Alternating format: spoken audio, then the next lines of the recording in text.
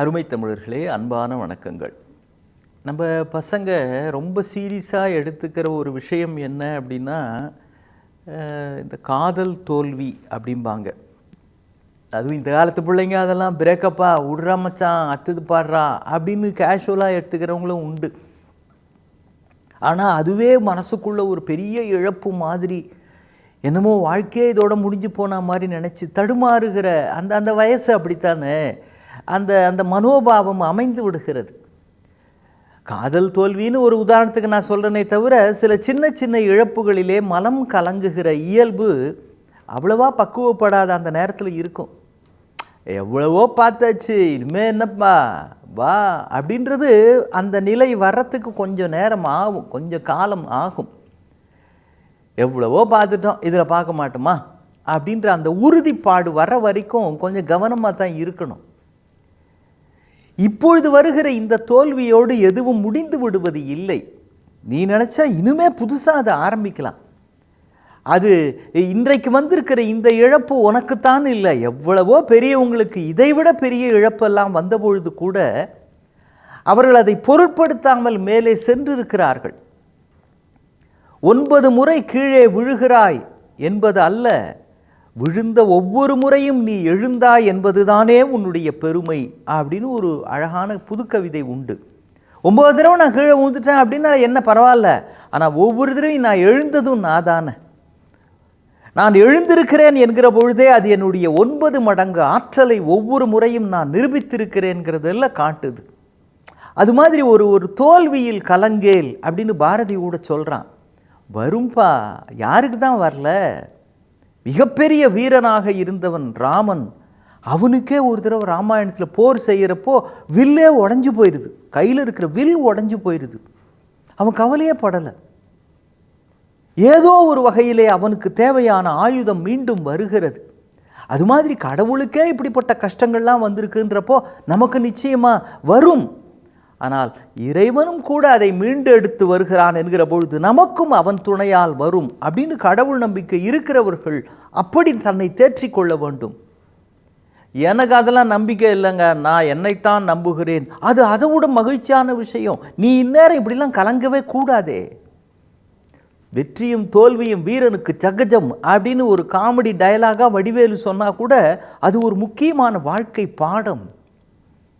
பழைய கல்லூரியில் படித்த பழைய நண்பர்கள் ஒரு 4 பேர் ஐடி கம்பெனியில் ஒன்றா ஒர்க் பண்ணிகிட்ருக்குறாங்க.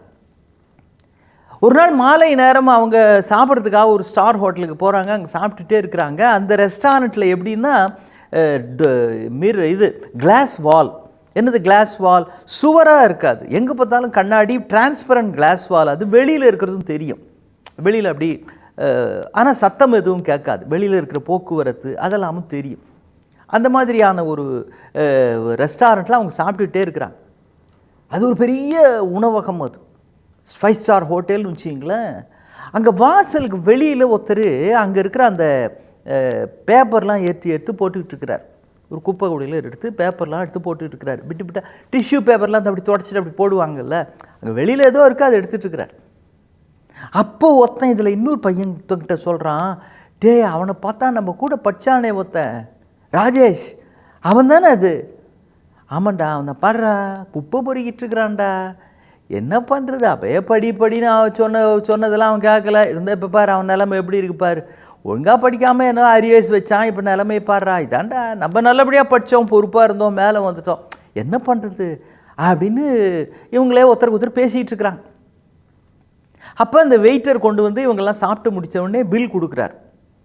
பில் எவ்வளவு அப்படின்னு பார்த்தா அதில் தேங்க்ஸ் ஃபார் கம்மிங் அப்படின்னு இருக்குது.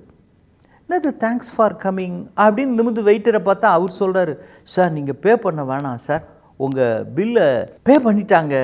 யாருப்பா பண்ணது? அதோ அவர் தான் அந்த பேப்பர்லாம் எடுத்து போட்டுட்ருக்கிறாரு. அவர் யாருப்பா? அவர் என்ன பேப்பர்லாம் எடுத்து போட்டுட்ருக்காரு, அவர் எதுக்கு பே பண்ணார்? அது தெரியலங்க, அவரை பொறுத்த வரைக்கும் இங்கே எந்த குப்பை இருந்தாலும் அவர் உடனே எடுத்துருவாருங்க அப்படின்னு பேசிக்கிட்டே இருக்கிறப்போ அங்கே பெரிய லம்போ கார் நிற்குது.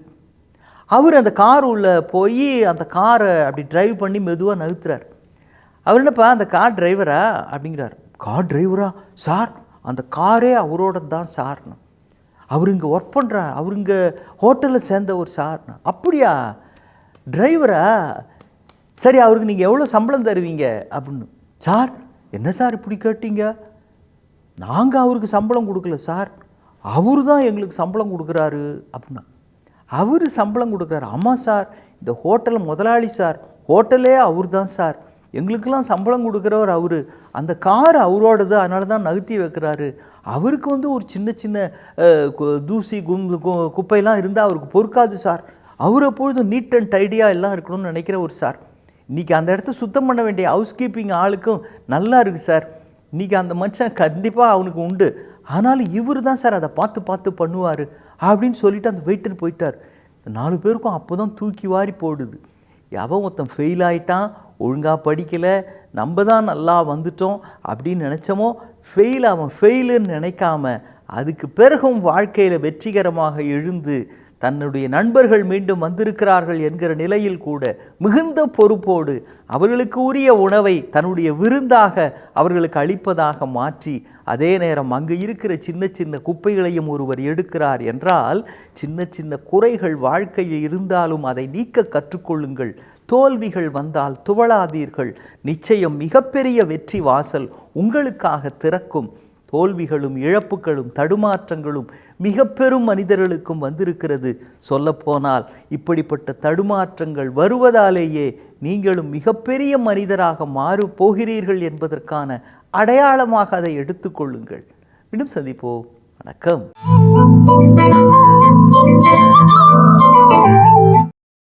இன்னும் பல வீடியோக்களை காண சன் லைஃப் சேனலை சப்ஸ்கிரைப் பண்ணுங்க.